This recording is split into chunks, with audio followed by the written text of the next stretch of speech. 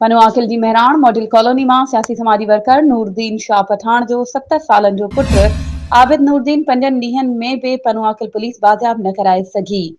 Nigger जो वालिद Nureddin पंहिंजे अजीजन पाड़े वारनि ऐं तालके पनुआकिल जे सियासी समाजी सुजाण धुरिन सां गॾु पनुआकिल प्रेस क्लब वटि एहतजाज जी बुख हड़ताल शुरू करे छॾी आहे।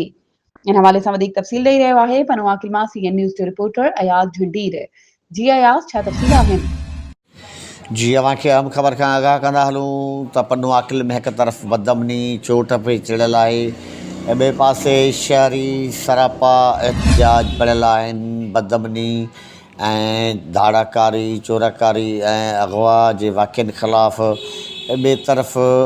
पनुआकिल मां मासूम ॿारनि जे अगवा थियण जो बि वाक़िआ शुरू थी विया आहिनि।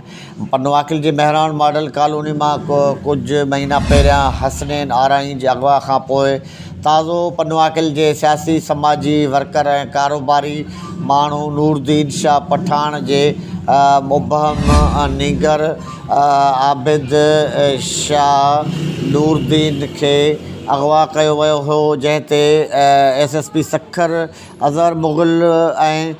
पनुआकिल मां चूंडियल MP सिंध जे सूबाई वज़ीर जाम इकरामुल्ला ख़ान धारे जो पहुची खेसि यकीन ॾियारियो हो नूरदीन पठान खे त नीगर खे तुर्त बाज़ियाब करायो वेंदो। पर हिन महल ताईं 5 ॾींहं गुज़रण बावजूद बि उबहम नीगर आबिद शाह नूरदीन बाज़ियाब थी न सघियो आहे, जंहिं ख़िलाफ़ संदसि वालिद नूरदीन शाह पठान ऐं सियासी समाजी अॻुवाणनि सां गॾु पाड़ेसिरनि सां गॾु ऐं सुजाण हलकनि सां गॾु पनुआकिल जी प्रेस क्लब वटि एहतजाज जी बुख हड़ताल जी कैंप क़ाइमु करे उते मुसलसल बुख हड़ताल शुरू करे ॾिनी आहे। मेहरबानी अयाज, तफ़सीलनि खां आगाह करण जे लाइ।